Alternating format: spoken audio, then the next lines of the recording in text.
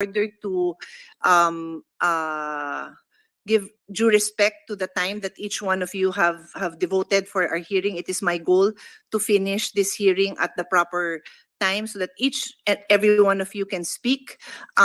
We have other resource persons that we purposely move to the second hearing so that hindi kayo nag-aantayan. We are very mindful of your time and we thank you for the time that you're here. So I will give the floor to Senator Tulfo, but Secretariat, may I ask that for every senator that may join us, ma-remind lang sila of our time constraints, no? Because I need to stick to the agenda and we cannot be distracted given we have less than 2 hours. So Senator Tulfo, if you would like to say a few words before we call on the resource persons. Thank you, Mr. Chair, Madam Chair. Good morning, good afternoon, Madam Chair, Senator Pia Cayetano, and good afternoon to all our guests. Before anything else, I commend this committee for taking up this concern that is undeniably felt by millions of our people because water is life and clean water means health. In 2004, we enacted Republic Act 9275, or the Philippine Clean Water Act of 2004. It was a declared policy that we formulate a holistic national program of water quality management that recognizes that water quality management issues cannot be separated from concerns about water sources and ecological protection, public health, and quality of life. Almost 20 years later, we are still here. 11 million Filipinos still do not have access to clean water. And according to a recent Philippine Statistic Authority report, a total of 53,066 Filipinos died between 2010 and 2019 due to waterborne diseases such as typhoid and paratyphoid fever, bloody diarrhea, cholera, viral hepatitis, and leptospirosis. This is a major health concern, a critical public concern. Sa aking programa po, madami na po ang lumapit sa akin tungkol sa problema nila sa tubig.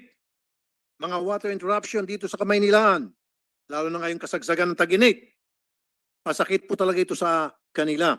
At kung problema din sa Maynila ang tubig, mas lalong problema ito sa ating mga probinsya. Kamakailan lang, may nilapit sa akin na reklamo. Hindi lang Chocolate Hills ang chocolate sa Bohol, pati tubig, kulay tsokolate. Sa isang barangay sa Bohol kung saan nagkakasakit ng mga tao. Ako po mismo ang nagpa-test ng tubig upang malaman kung anong problema. At napag-alaman ang tubig ay positibo ng E. coli. Napag-alaman ko na ang water provider nila ay LGU, Local Water Works System. Matagal na po ito na problema pero hindi nakakaalma mga tao dahil isang pamilya ang humahawak noon pa. Takot daw sila sa pamilya mahawak nito. This is the reason, Madam Chair. And you said, bakit nandito po mga taga-DOH? For me, it's very important that they're here. DOH, because sa problema po dun sa Bohol, walang gustong umaksyon tungkol sa maruming tubig. And the only hope that those people are relying to ay yung mga taga-national government because the LGUs does not cooperate. Mismo sila nagsabi na contaminated na ng E. coli yung tubig doon pero they're not doing anything. That's the reason kailangan ditong DOH as well as the DNR. Sa Bacolod naman, madami din po ang nagreklamo ng inaasahan nilang pag-aayos ng water supply nila dahil sa privatization ay walang pinatunguhan. Murky and iced tea colored water is the daily agonizing experience by water consumers in Bacolod City. And worse, in some instances, no water at all. Poor water services na nga ay increased water cost pa. Ibig sabihin, wala na nga tubig sa gripo, ang mahal-mahal pa ng singil. Paano? Well, there was no water rate hike, their water bill increased because households would normally have to leave the faucet running for hours just to get rid of the turbidity and see some clean water. 3 years since the privatization, the district continued to show poor water services in the city. Ang goal to privatize ito mga water utility services natin ay mapagandang serbisyo sa mga tao. Pero bakit nagkakaganito? Ilan lamang po ito sa mga kwento ng ating mga kawawang mga kababayan. Ano ang ginagawa ng Local Water Utilities Administration? LWUA LUA was created in 1973 to revolutionize water supply provisions in the countryside. Pero ang nagrevolusyon ngayon ay mga tiyan ng ating mga kababayan dahil sa pagkonsumo ng maduduming tubig. Ang problema po kasi ay ang traditional water sources tulad ng wells and springs ay kadalasan kontaminado ng harmful bacteria, parasites at iba pang pollutants na nagdudulot ng serious health risk sa mga residente. We have to reduce the reliance on groundwater, deep wells, as well as manage surface water supply. We have to explore other options for our people.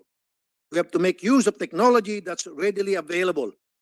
Isa na ang solar-powered system. This system has lower operating costs and minimal environmental impact compared to traditional diesel-powered pumps. Pwede din natin i-explore ang rainwater treatment facilities. Nag-file po ako ng bill tungkol dito. And that is why I'm in full support of the bills we are taking up today in the hopes that we can find better options for our people. Madam Chair, I hope with your guidance, we could solve these problems of our people. And while it will take time to fully resolve this problem, the best thing we can do is to start the ball rolling now, laying out concrete plans and ensuring its execution. Salamat po, Madam Chair. Thank you, Senator Tulfo. If His Honor would like, and of course with going through the proper channels, the appropriate committee where his bill was filed, this representation would be happy to include the rainwater bill in this hearing if it has not been taken up by any other committee. As we take cognizance of the fact that there is a bit of an overlap, no, because when it comes to the creation of Department of Water, I think there's another committee handling that, and I don't know off the top of my head where His Honor's bill is filed, but this representation is offering to include it if it would please His Honor, and again, like I said, go through the proper channels later on. Thank you. The concerns raised by the gentleman are concerns also shared by the chairperson. In fact, I kept my speech short, but I'd like to commend His Honor for including the rate of illness that mostly infants and young children suffer precisely because of water that is not clean. It is the main reason for us continuing to have a high infant and child mortality rate. Children who die of waterborne diseases. So on that note, my last before we start, I have the opening statement of our Majority Floor Leader, Senator Joel Villanueva, and I will insert this into the record, but let me just highlight some points. Like I mentioned earlier, His Honor, Senator Joel Villanueva, is the author of Senate Bill number 1048, or the Safe Drinking Water Act. And he takes note that Pag-asa recorded the highest heat index at 42 degrees centigrade recorded in Agusan del Norte, Northern Samar, Pampanga, Zambales, and Ilocos Norte, and even in Pasay. Meanwhile, 43 degrees centigrade was recorded in Pangasinan, Albay, and Davao del Sur. Unfortunately, despite our country being surrounded with water, majority of Filipinos still have no access to safe drinking water, a basic human need, especially in this hot and humid weather. So this is the statement of the Majority Floor Leader, and I will insert it in its entirety into the record. So on that note, let me tell you our flow so that we can, as I said, at least have all of our resource persons here today speak. First, we will start with NEDA, then we will go to DNR. After DNR, Department of Health, then DOST, then Department of Social Welfare, MWSS, and National Water Resource Board. Tama? I didn't forget anyone. So those are the speakers for today, and I will manage this time so that we can finish everyone. as the chairperson and only having one other senator here, of course, we can ask clarificatory questions, but I always ask my colleagues that if it will be lengthy, then we'll have to push it to the end again, just to be able to follow our agenda and let all our resource persons speak. So let's start now with NEDA, Mr. Francis Brian Cobales, who is the Assistant Director for NEDA Infrastructure. You are supposed to discuss the Philippine Water Supply and Sanitation Master Plan, correct? Okay. And then be ready, DNR. Thank you, Madam Chair, and good afternoon po, Senator Rafi, and our colleagues present here today. So I will be discussing very briefly about the Philippine Water Supply and Sanitation Master Plan. Next slide, please. This is the outline of my presentation. Next slide, please. So just a bit of a backgrounder. This is the current state of the water supply and sanitation sector. The the chair already mentioned a while ago about the state of our water supply and sanitation. As we can see, we still haven't reached universal access. So marami pa po mga kababayan natin nga nabanggit po rin ni Senator Tulfo ang walang access sa safe water and sanitation. And marami rin po sa ngayon ay nag-defecate pa rin po in the open. Next slide, please. So just to show po yung institutional fragmentation po na hinaharap po ng ating sector. As we can see here, there are a lot of agencies across the bureaucracy with functions related to water. So oftentimes this result in inefficient and mismanaged water resources. So wala rin po tayong single repository of data, and oftentimes yung programs and projects po natin in the sector are uncoordinated. Next slide, please. So we formulated this plan in coordination with all the water-related agencies in the government to have a single direction for achieving our targets in the water sector, dahil wala pa nga pong Department of Water to oversee all these projects and programs.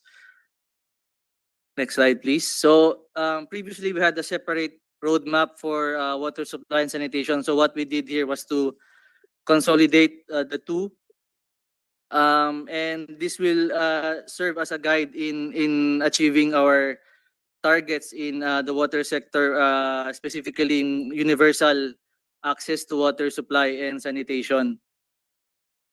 Next slide. So the main agenda of the master plan are these 8 key reform agenda. So we have here establishing effective sector institutions. Kasama po dito yung pag-address po natin ng fragmented institutions natin. So ito po talagang ina-advocate po dito sa KRA1 na to yung ating pagbuo po ng Department of Water. And then you have strengthening the regulatory environment. Kasama po dito yung pagbuo rin ng independent regulatory body for water supply and sanitation. And we have here ensuring effective services, balancing water supply and demand, building climate resiliency, enabling access to funding and financing. Isa pong malaking problema sa sector. Of course, yung supporting natin mechanisms like yung sapat na data, and of course research and development. Next slide, please. So nabanggit po rin ni Madam Chair kanina yung pagbuo po ng DWR. Ito po talaga yung what key reform agenda 1 aims to achieve po, no. Sa ngayon po kasi wala po tayong overall apex body to really coordinate the entire sector in an efficient manner. So this is one of the priority legislation po ng executive branch nasa PDP po natin 2023 to 2028. Nasa SONA rin po ng ating presidente.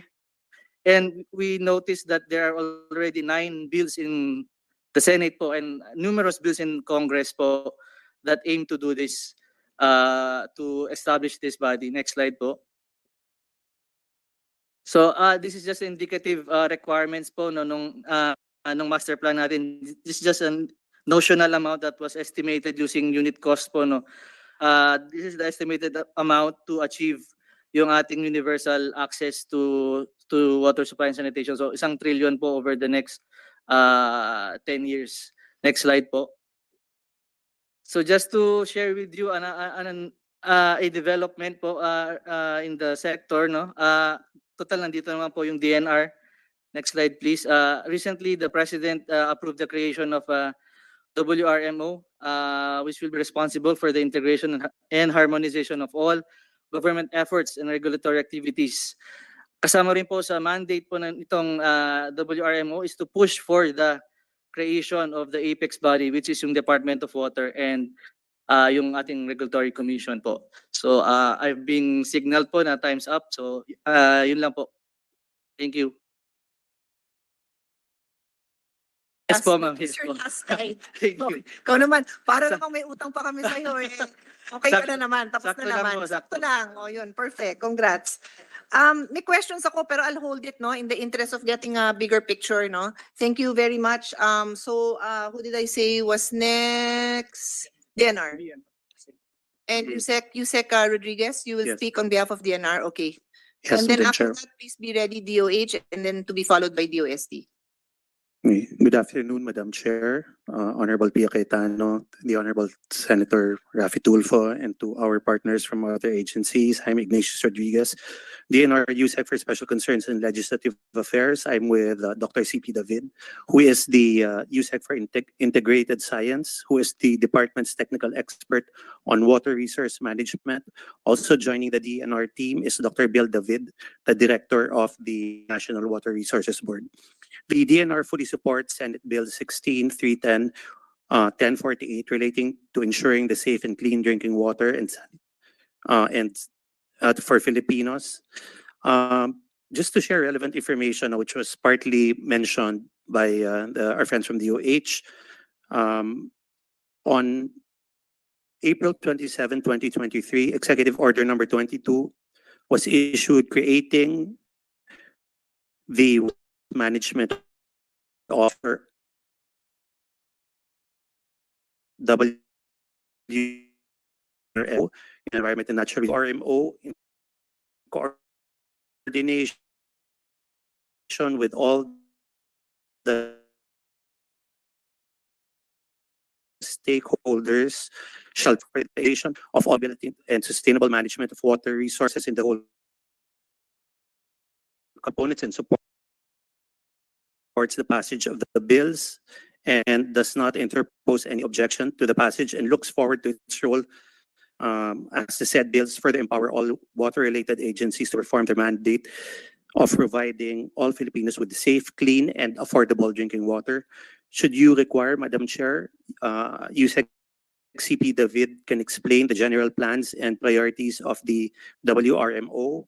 We are also ready to submit to the Secretariat our detailed position paper in the interest of time. Thank you, Madam Secretary. Very briefly lang, Dr. David, no? You're a doctor of what? I have a PhD in environmental science and geology. Okay, wonderful. It's nice naman to know. So we have experts here. So just very briefly, no, this again, Yes. this is an overview. Again, I want everyone to be able to speak, but what will the WRMO be prioritizing, and is it a stopgap measure while we anticipate Mhm. a department of water to be established? Is that correct? Okay. Thank you. So then what would the priorities be? Sure. The WRMO, as created by EO 22 last April 27, you can think of it as, I don't see it as a stopgap measure, but definitely it works on a very short term. No, it doesn't look at medium or even long term at this point in time, because as you mentioned, the water crisis is already happening, and therefore some of the solutions need to happen not next year or 2024, 25, but this year. And again, I do have a rule. I try to let you finish, but Okay. I just want to park this so you can answer it also Mhm. later on. So since you've already responded to my main concern, which is gaano kalawak yung sakop niya, and you said Apo, it's meant to be immediate concerns. Then correct. I'll need you to answer, or somebody in DNR to respond to, so who's handling the long term? Okay. Okay. Currently, the WRMO consolidates some of the water agencies that our friend from NEDA mentioned that it's not connected, no? Aside from the 6 agencies that are already lodged in DNR that has water-related functions, for example, watershed management, water quality management under EMB, we now include within the WRMO our friends from LUA, the Network of Water Districts, NWRB, of course, and LLDA. The priority efforts of the WRMO would be to resolve some of the internal issues between these government agencies. Now, truth be told, even if we belong to the same government, there are conflicts now between these agencies. And now that we belong to one umbrella, hopefully we will be able to resolve that. So that's priority number 1. Second priority would be existing water projects of government. Not many people know that this year marks the year where the largest funding for water supply happened. No, a total of 14.6 billion pesos is earmarked, no, for water supply projects just for this year. And just to show you how the magnitude of this funding for this year, the amount is more than the total amount of water supply projects from the last 10 years. No, Salintubig, W3P, and so on and so forth. And so it's a huge task. It's lodged currently under the DPWH and the DILG, but since the creation of the WRMO, both departments have sought the help of DNR to manage these 1,374 barangay water projects. The third, yes, That ma'am, whole amount, and how much was it again? 14.6 14.6 billion. billion. Mhm. That is specifically for Water supply. barangay. Mostly barangay, some municipal projects. So you said 1374. 1,374 projects all in all across Luzon, Visayas, and Mindanao. And can you just elaborate on that? Like what exactly is it? What kind Most of the projects, Madam Chair, would be in the provision of water through deep wells using solar-powered pumps. And the supply would be for anywhere from 1,000 people to about 5,000 people, no, barangay level. Okay. Okay, thank you. And then finally, the third prong in WRMO's plans, no, short-term plans, would be to engage all stakeholders, meaning the academe, our researchers, NGOs, and even the private sector, no, to help in the provision of water to our communities. That's all, Madam Chair. So, okay, so to be clear, does the sustainability issue fall on priority number 3, or that's still not covered? Sustainability is actually covered in all 3, even in number 2, wherein we try to implement government projects. The problem we had in the past was when we provide infrastructure, and then the infrastructure actually breaks down after a few Okay. months. No, So in that because sense, there's a sustaability component now yes, to address that the short-lived sustainability issue. intervention. Correct. Okay. And the sustainability issue there is that we provided funds for capex, but there's no funding for OPEX, Maintenance. Okay. for maintenance. Okay. And if you will ask me, Madam Chair, I believe that water, as provided to our communities, it cannot be completely free, because anything that is free is not valued. And therefore, based on their capacity to pay, they would have to pay for the water that is provided to them through these projects. And for that funding that we will actually gather, that will be the seed fund for the operational expense of these infrastructure. So that's the general plan. Sige. I still need to discuss more on sustainability, but I'll let you go now again in the interest of time, no? Okay, thank you. So we're good, DNR, I'll move on. Okay, so let me call on DOH, Dr. Vianzon yeah, there you are, Division Chief of Health Promotions Bureau, and then please be ready, DOST. Yes, good afternoon, Madam Chair. Good afternoon, Senator Tulfo and everybody. On behalf of the Department of Health, we recognize that the three bills presented here, which are SBN 310, SBN 16, and that first one, SBN 1048, all have the same goal as far as the Department of Health is concerned, and that is to promote and ensure safety and quality of drinking water. It may be addressed differently objectively based on the content, but at the end of the day, the common goal is really to have safety and quality of water for all the communities it will be serving. Specifically for SBN 1048, which is the amendment of Code of Sanitation, just to update the body, we are now looking into updating it for this year, hopefully to attune it to the current times, because the last revision, or not last revision, but the last version was in 1976. So medyo matagal na po talaga, Senator. So it's high time that we re-amend this.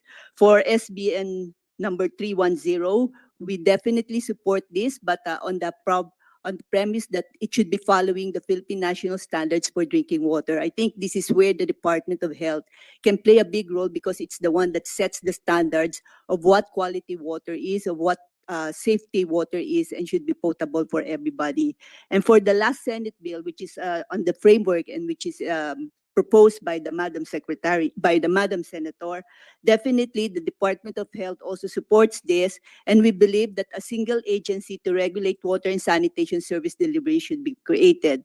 It also considers a comprehensive water data quality that looks into a comprehensive information system to determine the water and sanitation coverage, including water quality source data.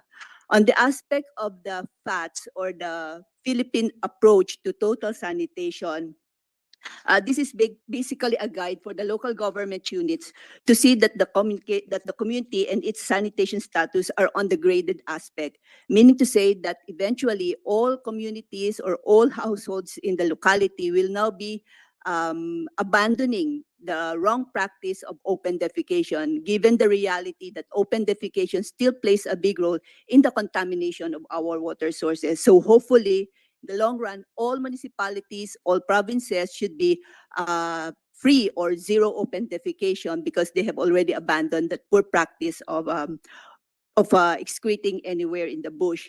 Then the Philippine approach to total sanitation, Your Honor, is that looks into a grading period, a grade 0, grade 1, grade 2, and grade 3. I will not elaborate on the specific grades, but most importantly is the fact that when we want to go into zero open defecation, all households should have their own sanitary facilities, or at least access to sanitary toilet facilities. And sharing may be allowed, but eventually sharing will not be continued, because what is important is that every community or every household has its own access to its own sanitation, basic sanitation facility. So that's for it, Your Honor, for the Department of Health. Thank you po.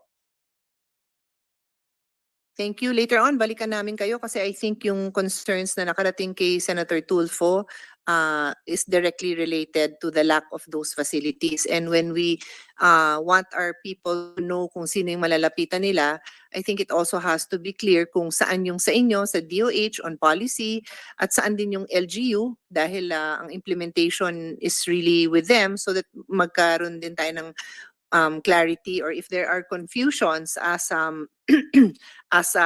we recognize is a fact. Sinabi na sa atin ngayon sa hearing na even the agencies are not working together as harmoniously as possible, then we want to be able to address that, no? So balikan namin kayo dyan in the interest of getting some answers to this very troubling issue.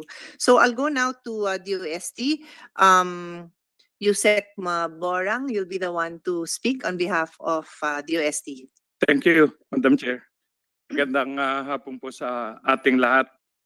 I'd like to highlight three major trusts of the Department of Science and Technology relating to water in general. Next slide, please. The DOST has various completed and ongoing initiatives in response to the government's call for action towards achieving water security.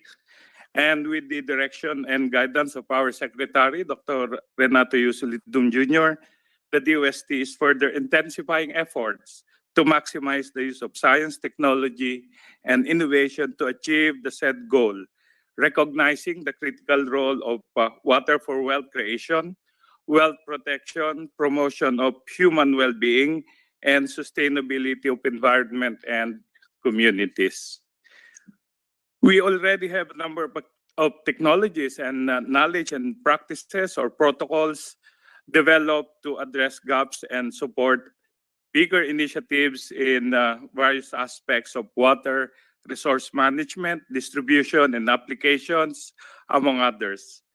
For DOST developed and funded or supported initiatives alone, a number of useful technologies and innovations are made available for wide deployment, and details are provided in the compendium of water-related technologies and in the DOST Tech Hub, an online repository of technologies which can be accessed by the public. The department's Community Empowerment through Science and Technology, or the CES program, and the recently launched Smart and Sustainable Communities program are among the best or the platforms being utilized to facilitate the deployment of these technologies to the communities, including the geographically isolated and disadvantaged areas, or GIDA.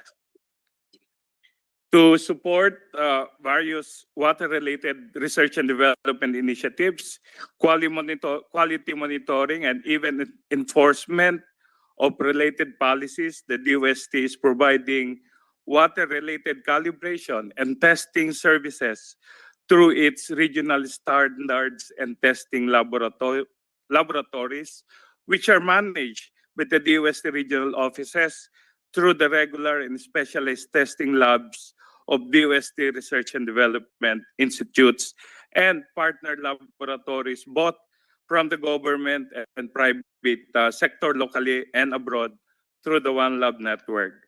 To date, One Lab is composed of 56 ISO 17025 accredited member laboratories, which include DOST and non-DOST laboratories, government and private laboratories from local and abroad, which are interconnected through an online platform to facilitate seamless referral of samples within the network.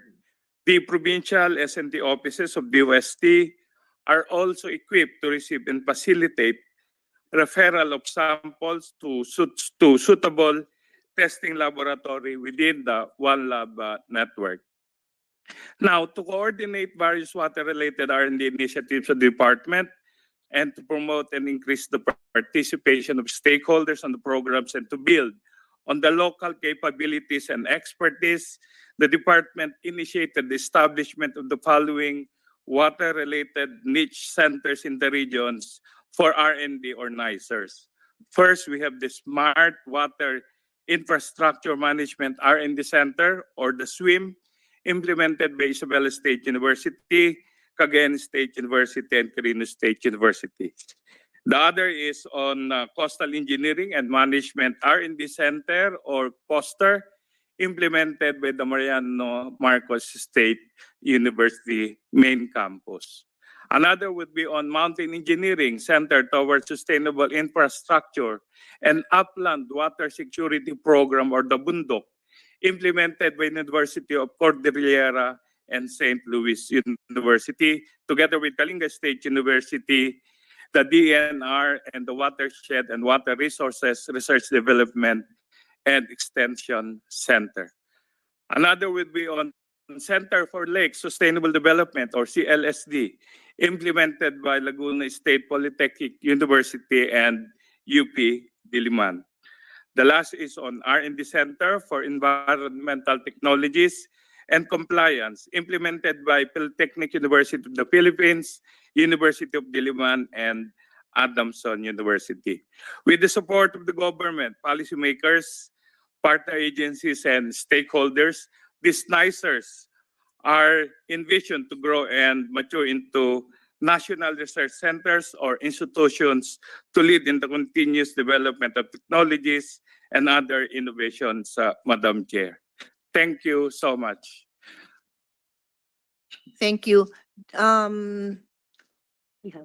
Sige, again, I have questions, but I'll save it till we go around. Okay, thank you. Here, okay. But I just want to comment that I'm very happy that you are using the state universities. Over the, I don't know if it's been about a decade, but the DOST has established very good relations with our state universities, and I'm very happy that did not exist when I was a new senator. So I'm happy to see that research funding is going into the state use. And so later on, my line of questioning is more like, ano yung final outcome that we expect, diba? I just don't like those research papers filed away. It should contribute to the solutions that we're looking for, but I'll hold that for later. So, thank you everyone for sticking to your time, suggested time constraints so we can finish everything. The SWD is next, and ASEC Irene Dumlao has the floor, and then please be ready MWSS and then MWRB. Good afternoon, Madam Chairperson, Honorable Senator Pia Cayetana, Honorable Senator Raffy Tulfo, all invited guests, good afternoon. Foremost, we wish to express our profound gratitude for inviting the DSWD to discuss its plans to help those who will be affected by the El Niño phenomenon and to provide wider access to safe and potable water. Concerning the request of the committee to discuss plans and assistance to those who will be affected, we wish to state that last month, Secretary Rex Gatchalian met with the disaster management group of the department and all our regional directors to ensure that funds and other relief items are prepositioned strategically in the DSWD warehouses and are readily available for immediate augmentation to local government units. This in our effort to assist at-risk populations who will be affected by the dry spell, especially the farmers and farm laborers. The El Niño phenomenon is one of the concerns discussed also in the Social Protection Strategic Planning held last week, wherein the Social Development Committee, Subcommittee on Social Protection committed to working together and look into policy interventions that can mitigate the effects of El Niño as the phenomenon will actually affect livelihoods. So we're looking at introducing drought-tolerant crop varieties, expanding irrigation, expanding social protection coverage, providing social transfers to protect vulnerable populations from welfare losses during such a phenomenon. Now, on the full implementation of social protection floor towards universal access, we would like to mention that the DSWD has actively implemented programs promoting access to potable water, proper sanitation, and good hygiene practices. Our efforts have actually raised social awareness, capacity building, and self-reliance for many Filipinos, especially those in impoverished and marginalized areas. Evident to that is the inclusion of a module on the Pantawid Pamilyang Pilipino Program Family Development Session on water, sanitation, and hygiene to promote the importance of access to potable water. It also aims to trigger 4Ps beneficiaries to demand their household community potable water system and to inculcate the value and practice of sanitation and proper hygiene. The DSWD is actually working with the DOH on this matter. Congruent to this also is implementing the Kapit Bisig Laban sa Kahirapan comprehensive and integrated delivery of social services that uses participatory situational analysis tools to assess the condition of the community through a community-driven development approach. And among the sub-projects prioritized is essential social services, particularly community water systems. We would like to mention, Madam Chair, that as of April of this year, more than 4,000 completed water system sub-projects under Kalahisids have benefited more than 546,000 households in 3,626 communities nationwide. Now, on the concern of sustainability, we would like actually to mention if you will permit us, that DSWD cannot overemphasize the need to involve the community in the project planning, designing, implementation, and management. And the promotion of community ownership and accountability leading to sustainable and well-maintained community water system, of course, is vital. And this is consistent with the community-driven development approach espoused by the Lahi seats. That's it for the DSWD, Madam Chair. Thank you. You said more than I expected, which is good. Kasi normally, sanay ako makarinig lang nung mga interventions pag nandiyan na yung calamity. And what I really want to hear is some of the things that you mentioned in the short time you had, which is the long-term interventions that you're doing, you mentioned with DOH. So we'll try to dive into that a little bit more later, depending on our available time. Thank you. So next would be MWSS Engineer All. There you go. Sorry, hindi ko nabasa yung sulat ng staff ko. Engineer Leonor Cleophas. Cleophas. Yeah, no, letter O yung basa ko, Cleophas. Kaya I look there na lang. You have the floor, ma'am. Yeah. Good afternoon, Madam Chair, and thank you for inviting MWSS for these very important bills that are large. We have submitted our position. And very briefly, we want to inform the Honorable Chairman of the MWS initiative to mitigate the impact of the El Nino and also our water security legacy plan. Under the directive of the President, we have to adopt a whole of government and whole of nation approach and institute protocol based on scientific long-term processes and the establishment of the El Nino team. Madam Chair and Senator Rapi, for the information, we are serving 20 million population. We have 3 concessionaires. One is Maynila, that one is the shaded green, and the Manila Water, our East Zone concessionaire shaded blue, and the red is the whole province of Bulacan. We are serving 22 water districts, giving them treated bulk water for the whole province of Bulacan.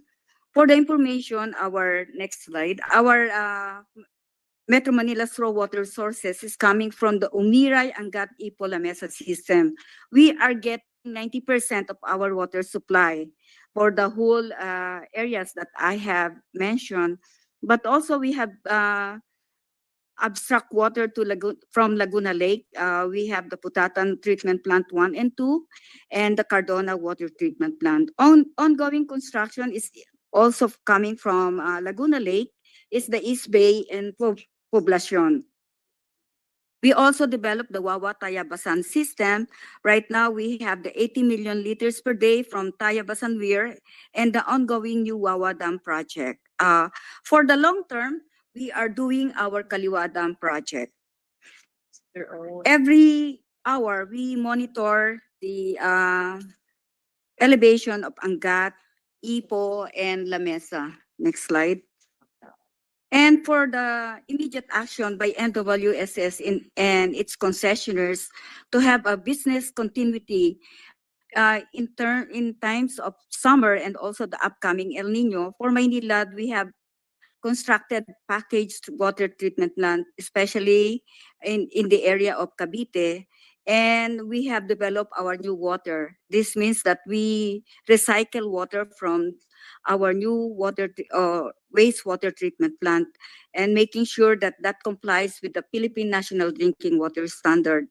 We also get the approval from NWRB to develop our existing deep wells so that if there are some shortage of water, we can tap the deep wells.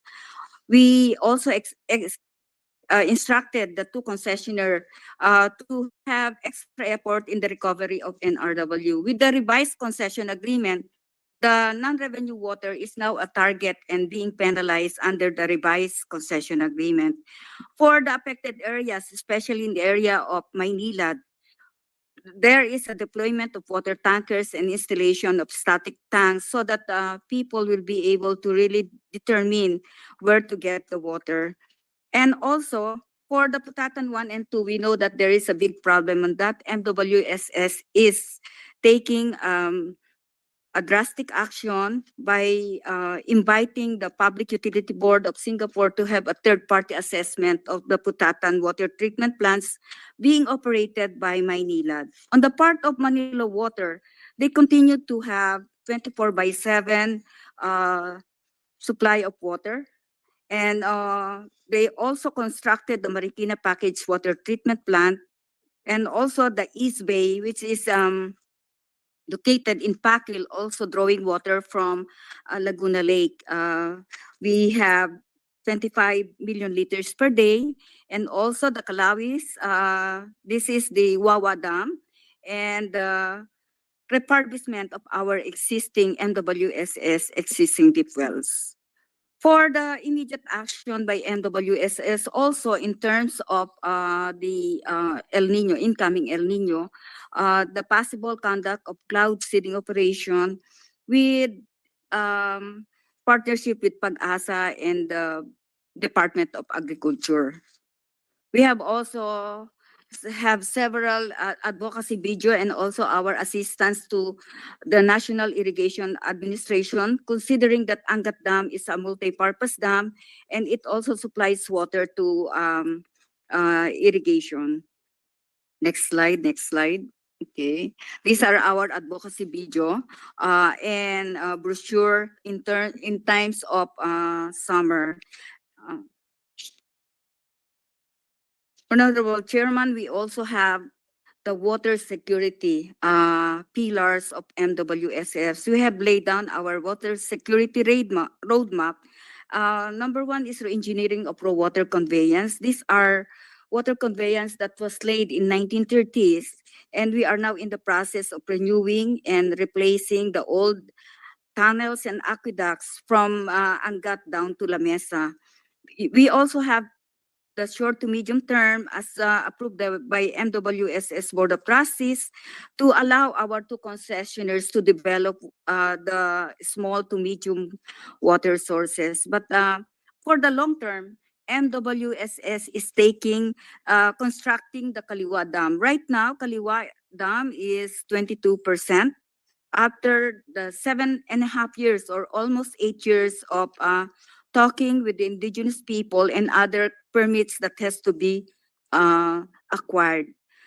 With the next slide, you can see in the table that these are our water source roadmap that will deliver additional volume of water every year, and that will take us up to even beyond 2050, Madam Chair. So this is the program of MWSS in terms of water security roadmap. Thank you.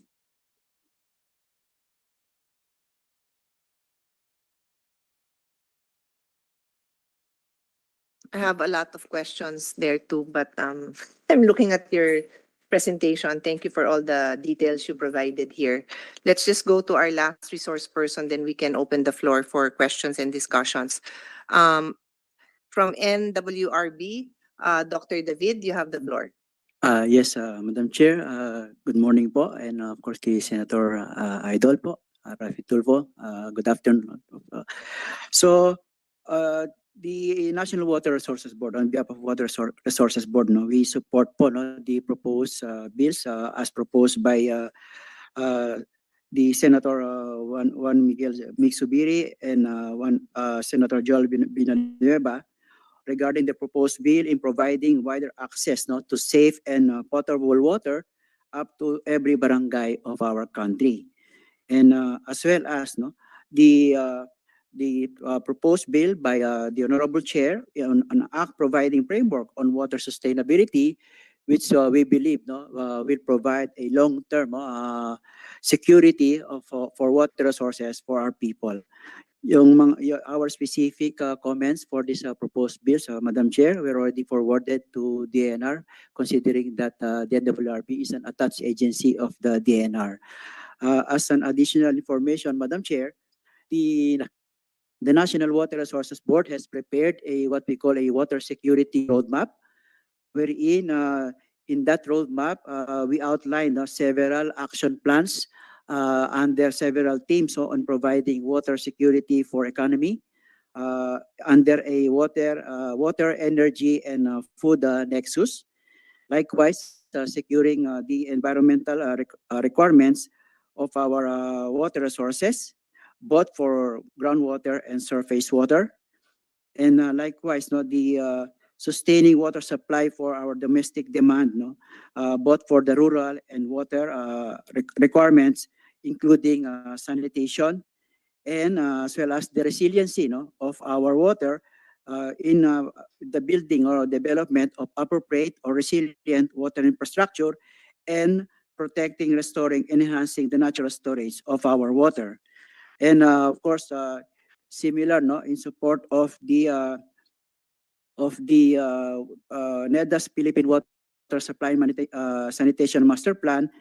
This the action plan also supports some reforms in the water administration, including the creation of apex body and some regulatory reforms also, Madam Chair. No? And with that, no, we would like to summarize that in order to ensure water security for sustainable development, the need to manage the water supply in the exploration and promotion of alternative water sources, such as rainwater harvesting and the reclaim of wastewater. Proper, no, water demand management in collaboration with the national government agencies, as well as the academe, in the adoption and development of water efficient technologies for industry and services. And of course, I think the recently issued, no, the Water Resource Management Office will address, no, the issue on the governance of our water resources under an integrated water resource management framework, and under the PDP, no, 2023 to 2028, the big issue or requirement of water infrastructure and development of infrastructure for the integration of flood use with proper flood control and optimization of our country's water resources. And more specifically, Madam Chair, no, as our colleague from NWSS has outlined earlier, the WRB is also closely working with NWSS, NIA, and NAPOCOR in providing, no, access or addressing the requirement of Metro Manila, particularly in their water requirements, which being supplied, no, by the Angat Dam Reservoir, Madam Chair. I think that's all, Madam Chair. Thank you. Thank you, Dr. David. Before I give the floor to Senator Tulfo for further questions, just want to clarify that itong creation ng WRMO, how does it envision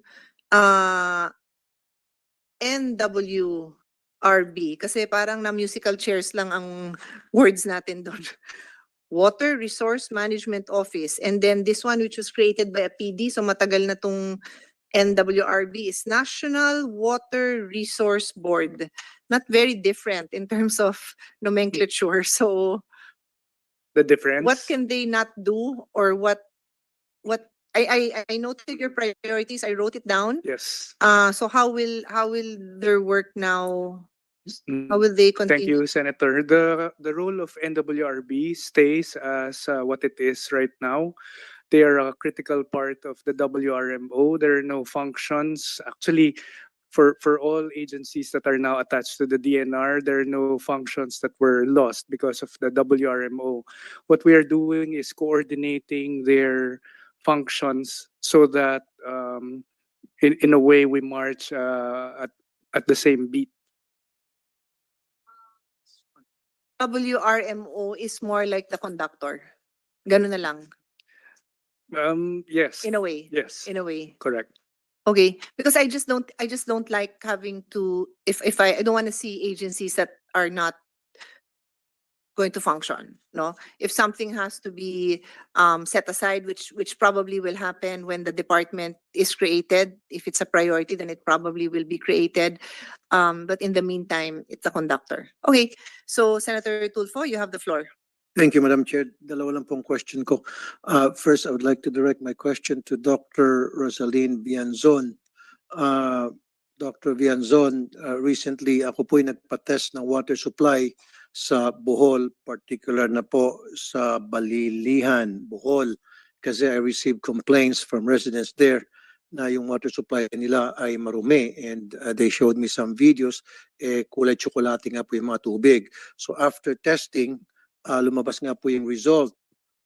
Ang sabi po mismo ng provincial health official nila doon na contaminated ng E. coli. Hindi lang po malaman kung yung po ba ay galing sa feces ng tao, hayop. Groundwater po yun.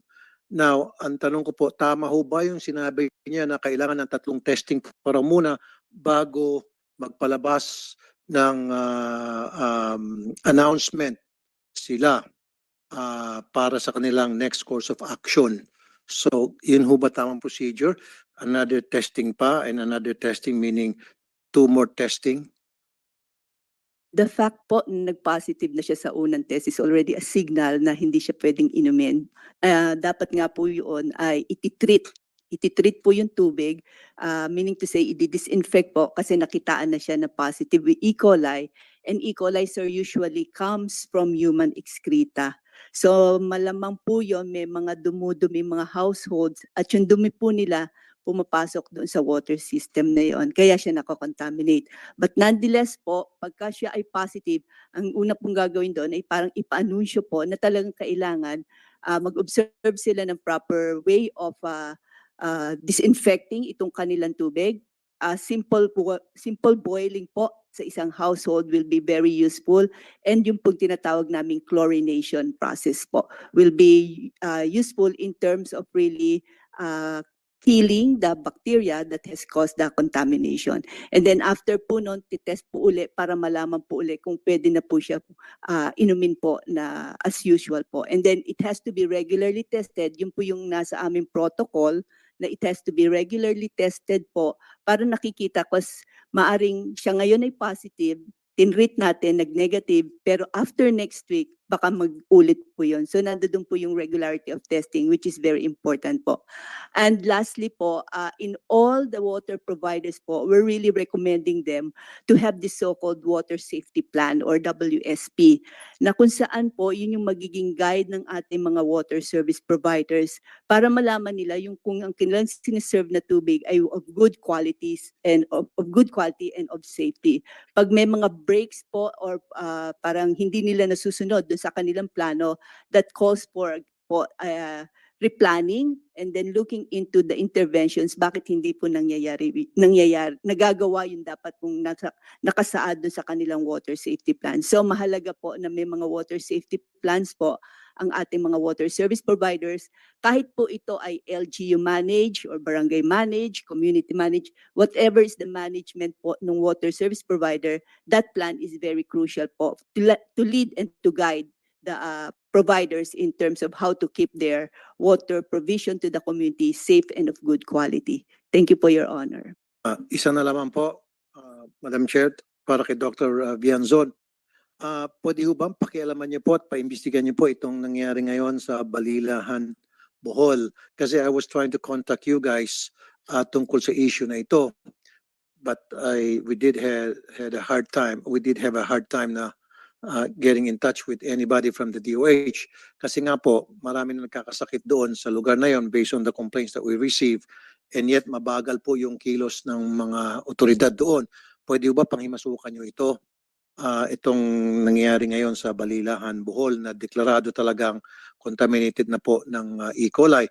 And another thing also, tama lang hubang proseso yon na sasabihin po ng mga health officials sa isang probinsya na they would not divulge information such as yung nasabi ko na contaminated ng E. coli, tinatago po nila unless meron daw po good signal from higher authorities.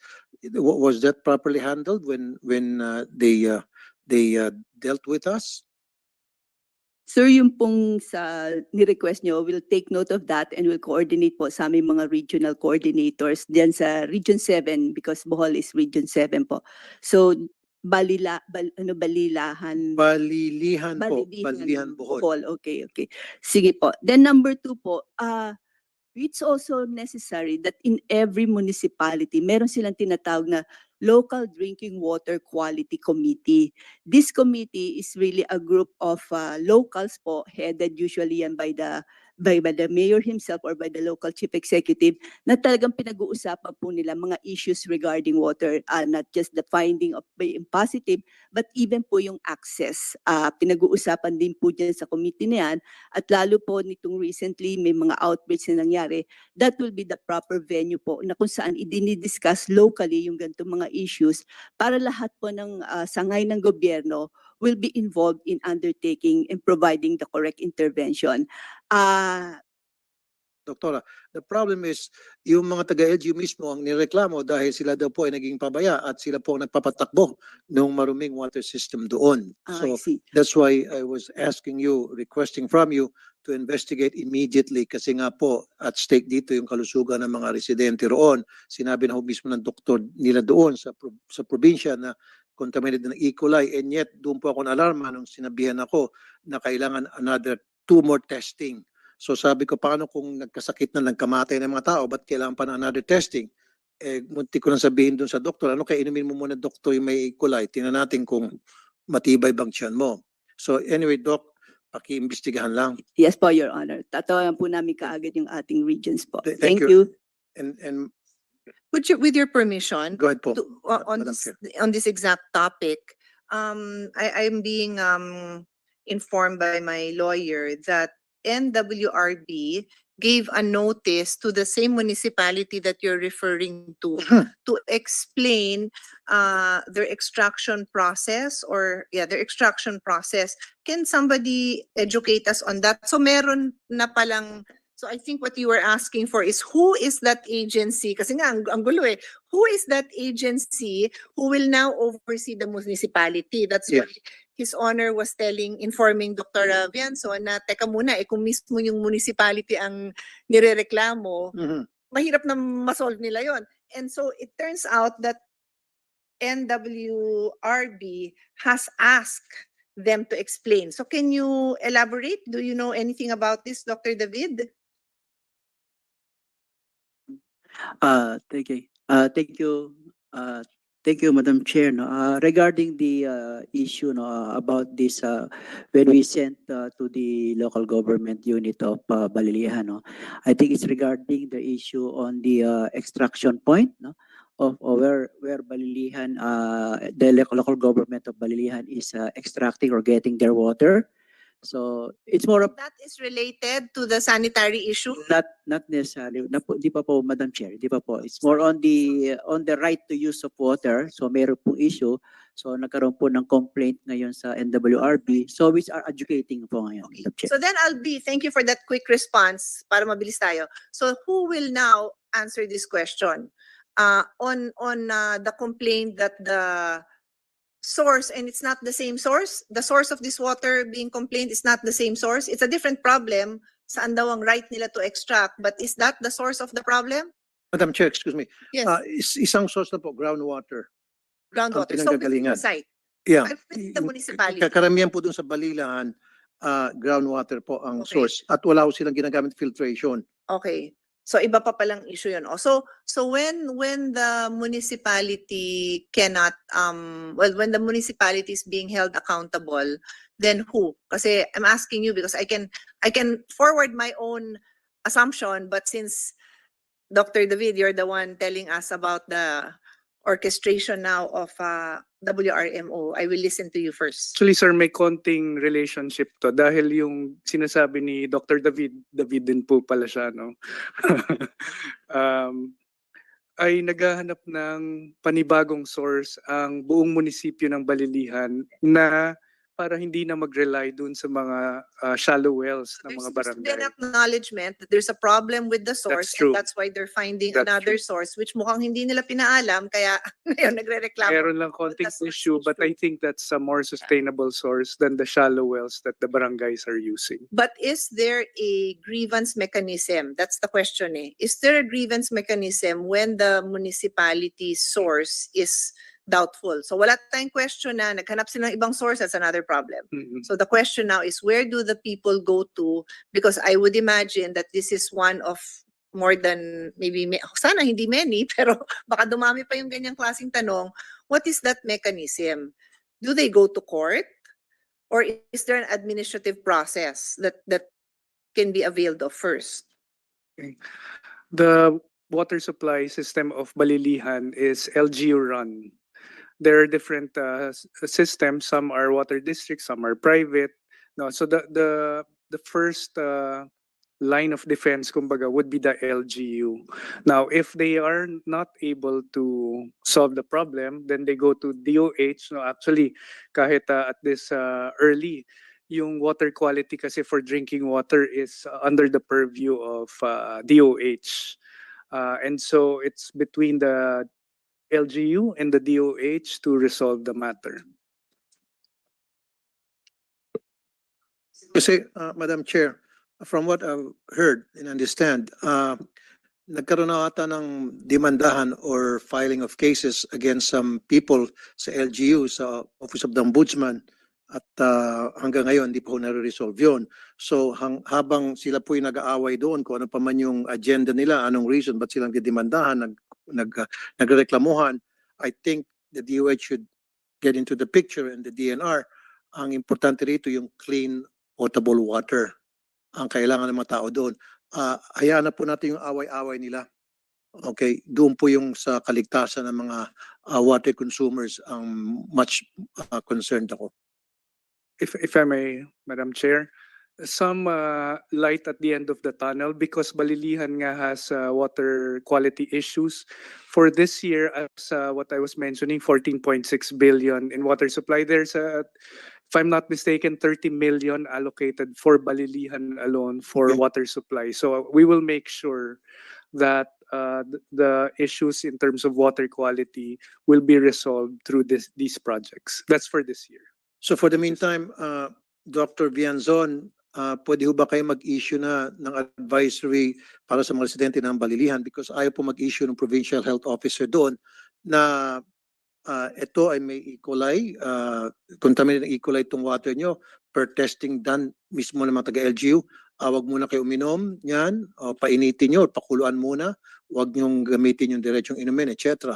Kasi ayaw po mag-issue nung nung provincial health officer. Kasi sabi niya, kailangan 2 pang testing bago daw sila mag-issue ng advisory. So baka pwede nyo nang pakimasukan to kasi kayo nasa national government.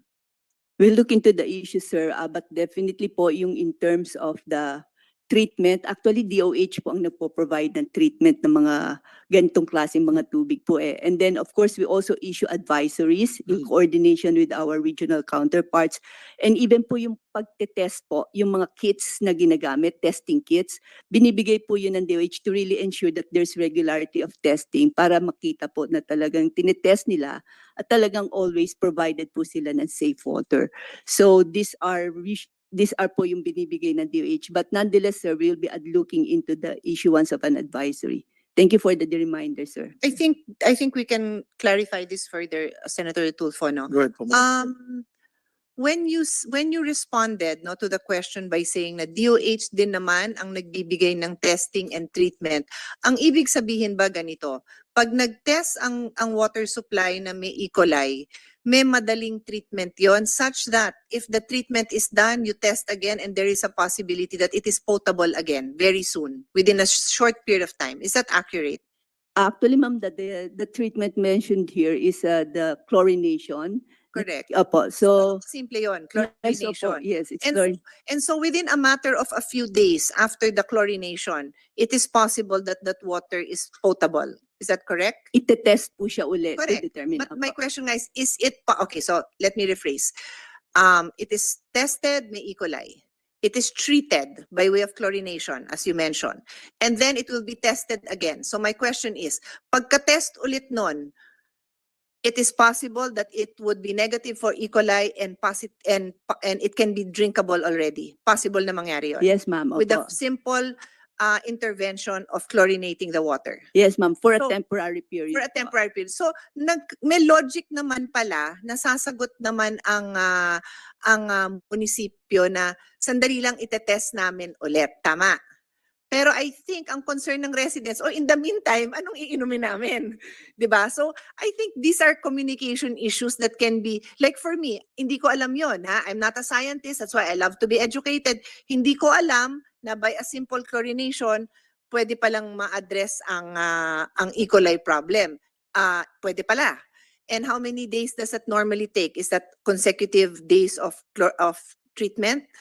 Ma'am, yung disinfectant tablets po, bababad lang po yun. Once ma-dissolve po siya, and then it will now So be... hours? Yes. Even hours? Oh, so like I said, kahit ako, hindi ko alam yon. Mhm. So lalo naman yung mga tao, di ba? Exactly. How would I know as a lawyer, I'm not a scientist, and you can even be a scientist but have another expertise na isang lagayan lang pala ng tablets yon, potable na yon, di ba? Siguro ang gusto nila mangyari, which I've seen in Singapore, by the way, yung new water, iniinom mismo ng proponents ng recycling water yung tubig. Lalagay nila sa bottle yung tubig na galing sa sewage na dumaan na sa proseso, inumin nyo. Sa sobra kong believe dun sa process, ako ininom ko. Because I'm a believer of science, no? Because I believed in the science that was shown to me. That's me. Others will not drink it. So siguro ang gusto nila mangyari, makita nilang inumin din ng mga opisyalis nila yung tubig na yun. Yun siguro yun. Correct, Madam Chair. Nabanggit niyo po, Dr. Bianzon, yung chlorination. So hindi po to ginawa ng mga taga-LGU doon. I haven't heard of such thing na bibigyan silang tablet para ilagay sa tubig. And this has been happening, Madam Chair, for so many years. At kaya nga sabi ko, nagkadimandahan na. So hindi po nila ini-introduce ito. Dapat they should have done this long time ago, but they didn't. Now, saan po magagaling yung chlorination process, yung tablet na inilalagay sa tubig? Sino magdi-distribute noon? Is the DOH or the LGU? We provide po yung tablets, pero at the household level na po, para ready to drink na po sa mga households. Household level. Yes, ma'am. Okay, pero do they know this, no? Kasi it seems to be a communication. Wala Influence. po akong nanig. And how I mean, maiba lang ako dun sa situation na pinresent sa atin ni Senator Tulfo. How prevalent is that? Such that can we have commercial ads on that? Sa show, baka sa show niyo po, pwedeng magkaroon ng commercial na Pwede po. nakakita na. Tapos ako, guess mo ko, iinumin ko yung tubig na yun. Basta Sige. promise nyo na ganun talaga Basta yun. talaga safe. Do it because people have to understand. So I will do it if you tell me that is the process and it will be clean. I will do it. Diba? Pero people have to understand kasi otherwise paano sila maniniwala na malinis na yan kung hindi na ipapaliwanag ng maayos? Yes, actually, ma'am, it's an issue din po yung communication. You're right po. Kaya advisories would really be very useful.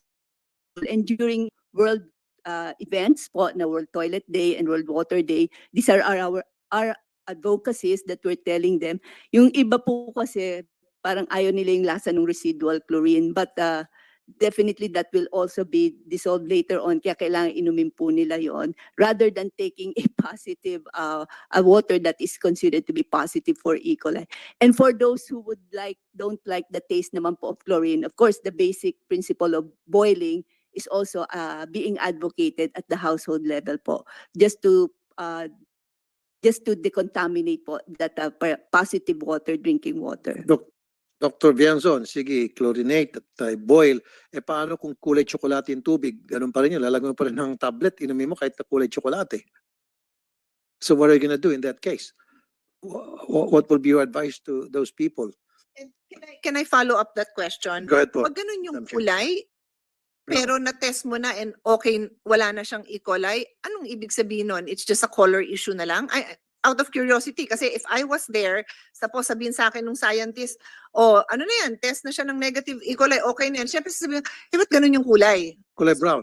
Explanation. Yeah. Actually, ma'am, it's not just when we speak of the testing of water, we're following a set of standards, the Philippine National Standards for Drinking Water.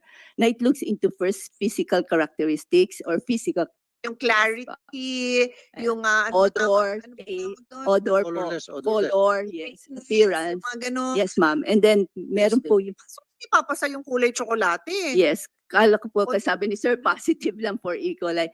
Because So, minsan, Iba pa. may iba pa po. Box pa lang sa E. coli. Okay. That's my question to you. Yes, ma'am.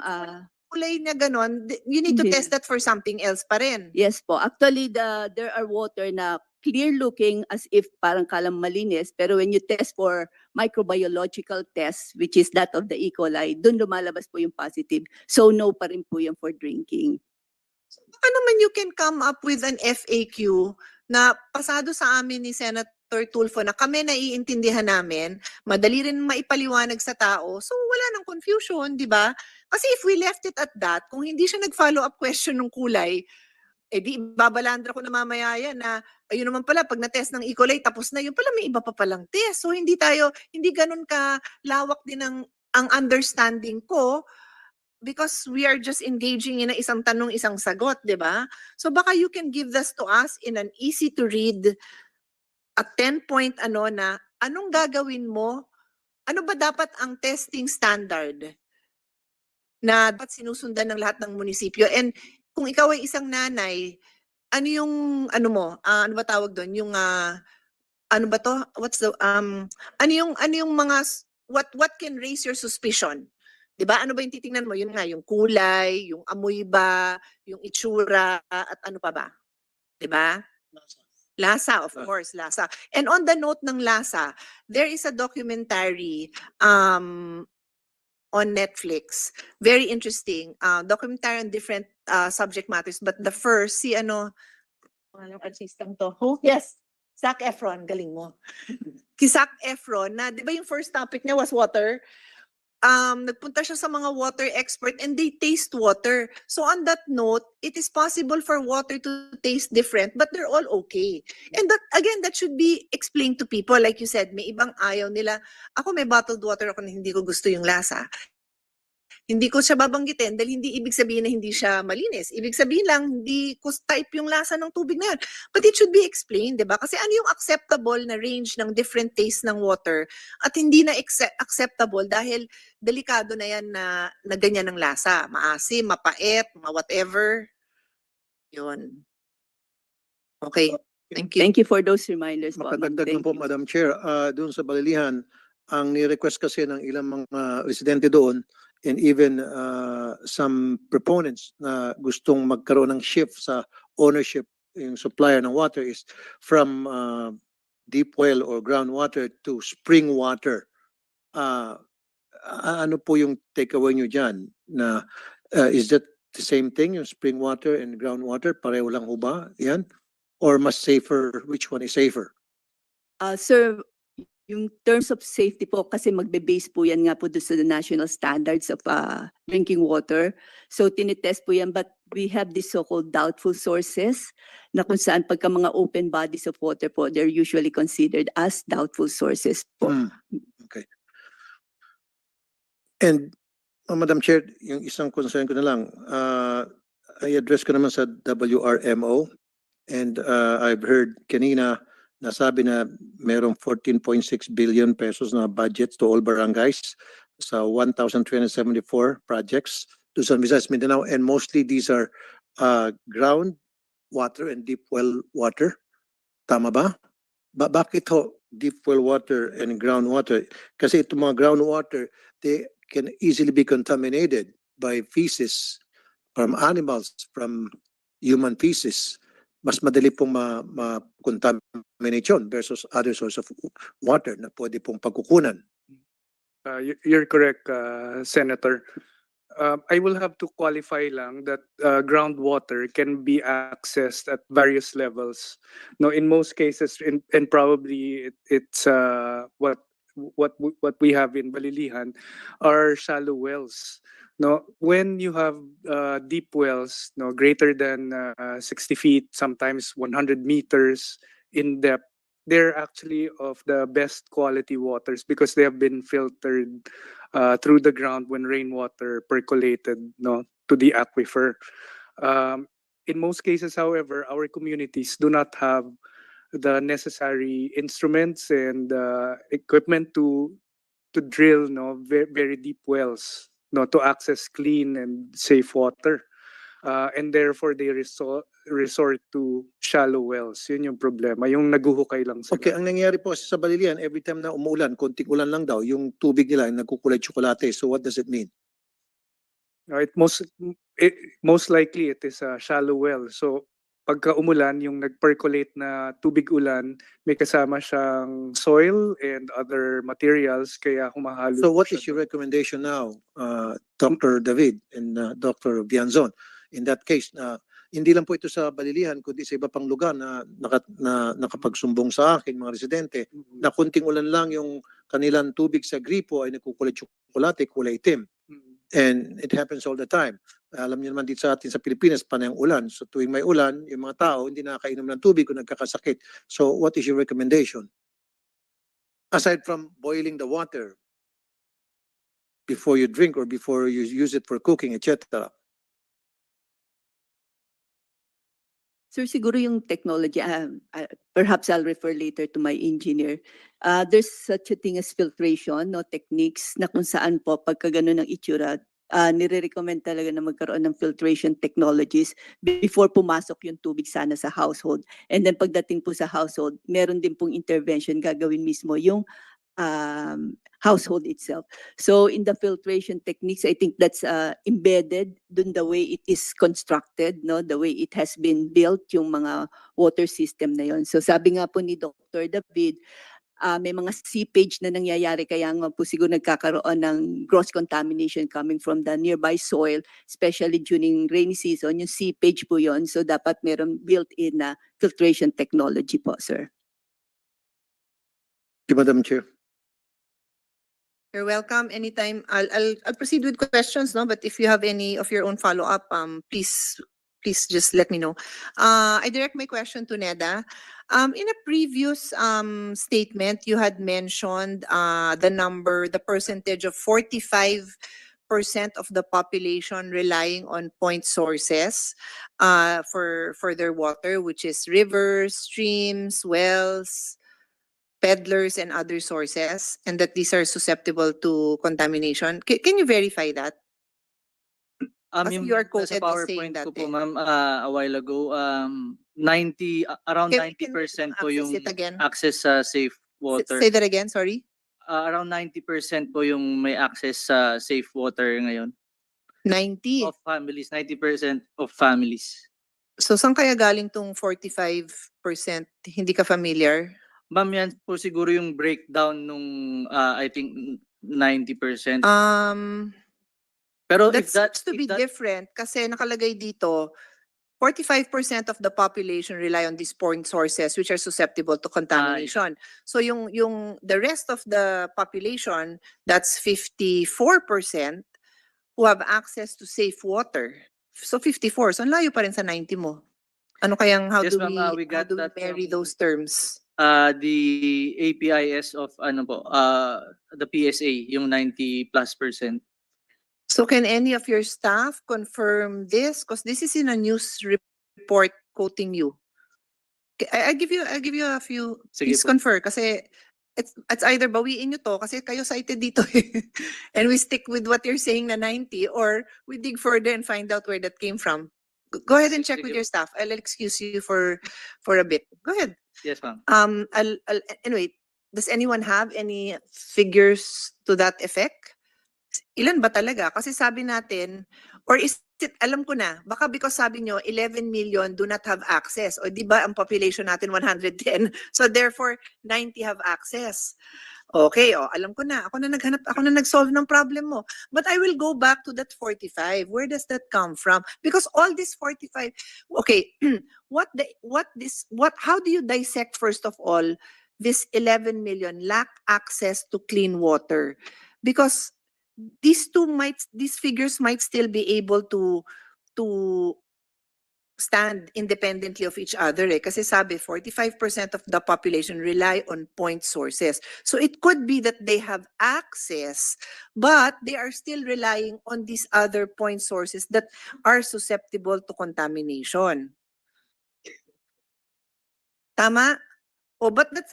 Tama ba? But nahanap mo na ba? Kasi Looking for it. If we can Sige. have For your article. information, this is Makati Business Club quoting NEDA in an article dated February 21 of this year.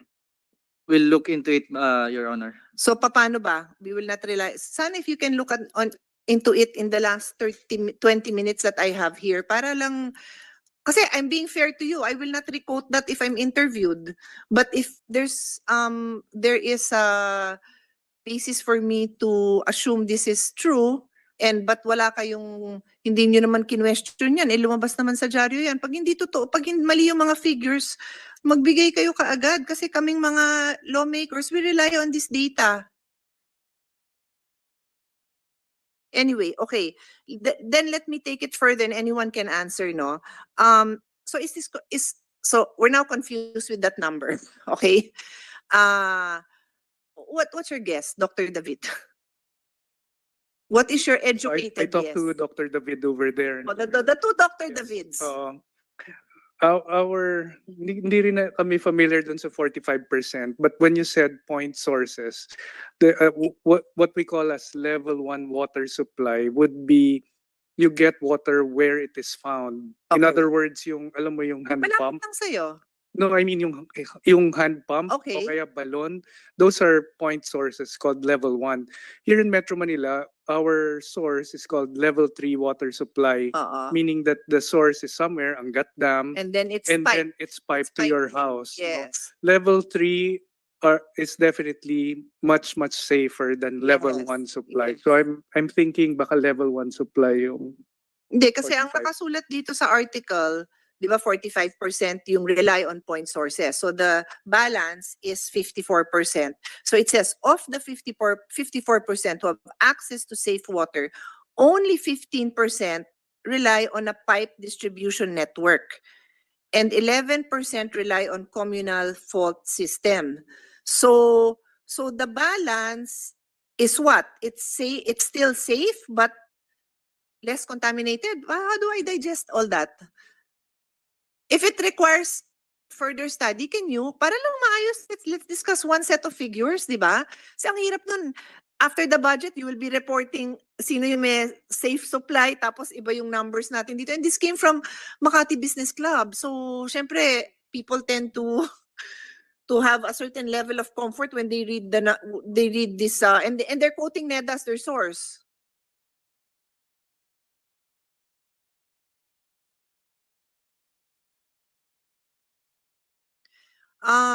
So anyway, let me move on, no? Ano yung level 2? Because you mentioned 1 and you level 2. Baka si 2 to. communal. Ano yun? There's a source, for Okay. example, a spring in the mountains. It's piped to a single location. So there is a where pipe. There's Okay. a pipe, and then it's stored in a reservoir, and people go there, But and that's fetch still more water. common in rural areas. Not Yeah, oh yes, or even very common. even in cities outside of Metro Manila, may ganun pa, hindi No. na. Rural na talaga. Mostly level 3 na tayo sa cities. So almost all cities in the country are level 3. Yes, And level 2 and level 1 would be outside of the cities. yes. Okay, okay. And when we talk about cities, we're talking about the poblacion area. They will be under level 3 water supply system. But it's But possible outside within lang. the city. Within the city, may So level 2. there are huge cities within the city, in the outskirts. I'll see you. Yeah. Within the cities, to sa mga outskirts, Correct. balik level 1 Level and 2 and level 2. yes. Okay, okay. So I feel like there is a lot of work that should be done. And Dr. Vianzon, I note na Health Promotion Bureau kayo, ha. Like kung ina-assure na may budget kayo. And if you need a bigger budget, can you recommend what that is? Because there's so much that goes into communication, eh. So like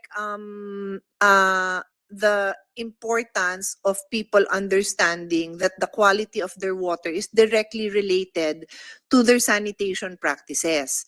And then I'll tie that in now because when I asked, remember earlier na saan gagastusin itong 14 billion, and you said these are barangay and municipal project, but these are water sources, not sanitation solutions. O yon. So what is our budget, or what is our current budget, and what is our desired budget for the sanitation? Because parang it's like a vicious cycle, right? Meron na ba tayo nun? Do you have those numbers? Ma'am, in 2023, we And sorry, I'll take note that I think it's you also, Dr. David, who specifically, sorry, no. Now I don't know. Who was it? Who was it who presented na ngayon, si Neda, ikaw, ang nagsabi na ngayon, pinagsasama nyo na ang discussion ng safe water supply and sanitation. Di ba? Kasi dati hiwalay. O di yun na nga. So since magkasama na, pati yung numbers dapat magkasama, and even your presentation, Dr. David, should include na rin sana, or your lobbying for funding should include also sanitation. Kasi otherwise, may disjunct din kayo dahil yung orchestrator mo hindi naman naka-align dun sa composition mo. Yes? Yes, okay. Did you want to add something? May I just confirm yung 45%? Oh, I agree with Yusek David na it's level 1 point source po. It's taken, it appears to be taken from the master plan. Okay, so can somebody now explain this to me in a coherent manner? Na kasama dun si 11 million, kasama to, explain it to me coherently para isang messaging lang tayo. It is not my goal na pag in-interview ko, guguluhin ko yung sinabi nyo or iipitin ko kayo. Hindi ko kayo gaganunin, pero ayusin natin yung figures natin. So, should I ask other questions while you put that together? Or you can tell me now? I want you to tell it to me in a flow that I understand and can explain to my 12, now 13-year-old son. I'll try, ma'am, but Any. Yusek David ba, sorry to throw the ball at you. Whoever. You're the scientist. Madam Chair. Madam Chair. The other Dr. David. Magkaiba po kasi Madam Chair. Yung ano po kasi yung level 1 to 3, although we adopted that based on the NEDA issuance, no. Ito po yung different levels of access or service to water, no. Kaya nga po kung level 1 point source lang po yan, no? And then level 2 is communal source. And then sabi nga ni Yusek CP David, yung level 3, ito yung pipe, no? So the water we access directly yung household through the pipes, no? Through the faucet. So yun po yung so in that case, Madam Chair, yung 45% na sinasabi po ay dinedetermine lang na yung level 1 na point sources ay level of service is 45%. Yun po, Madam Chair, no? And then, yung po kasing access naman dun sa safe water, no? Iba po kasi yung number na yan kasi sabi nga natin is iba-iba pong source yan, no? Iba-ibang source. Be it can be a groundwater, it can be spring, it can be rivers, no? Ang nagiging issue lang dahil unsafe, no? Unsafe yung tubig na yan kasi nga po primarily hindi siya natitreat, no? May absence po ng treatment. So magkaiba pong number siya, Madam Chair. Yung isa po is yung type of level of service, no? Paano na-access yung tubig. And then naman po yung isa, yung sinasabi nga nating 11%, yung kino-qualify po, gaano ka-safe yung iniinom ng mga tao po. I hope I'm clear, Madam Chair. Well, you just added that last statement to the 3 levels of services. So meaning to say, the 11% that don't have access to clean water are most like, it's happening somewhere here in the level 1 and 2, correct? Yes, Madam Chair. That nga. Kasi nga, how would I know? How would anyone else know? And then otherwise, we have different numbers. And even you, it took you a while to figure that out, di ba? So meaning to say, even though, and this is where I'm still confused, 45% ang level 1. Not to say that everything that they take out of the point source is not clean. Diba? Kasi meron namang clean. Ako, umiinom ako ng tubig pag nasa bundok ako, parang bahala na Lord. Pero mukha namang malinis, wala namang amoy. But I do drink water, fresh flowing water. And when you hike with the locals, they'll tell you na yan malinis. Diba? They'll tell you naman eh. So the assumption is, no, I have no assumption, but of the 45%, parang you're saying na a bulk of this is where that 11% will come from. Parang ganun. Kasi the 11% is the general number na hindi sila may access sa safe drinking water. So if you now say, 11 million, which sorry is about 11 million. Tama. That number came from 11 million eh. That number came from 11 million, which is similar to 11%. because nga you're not assuming na lahat itong point source is unclean. May portion lang dyan na unclean. So saan pa lang kaya nanggaling sa 11% per 11 million? Saan pa rin galing yun? Paano nyo na ano yun? Na-extract yung 11 million? Ma'am, if I may conjecture, yung sa ano po kasi sa PSA, sila po yung nagsusurvey nung safety nung tubig. So sa kanila 91.6 yung sa safe sources. And so that balance, that should be the 11 million na hindi nakaka-access po nung safe quote unquote source, which is a different thing nga po gaya ng sinabi ni Sir Bill. If you look at access, iba po yung safety dun sa level of access na 1, 2, 3.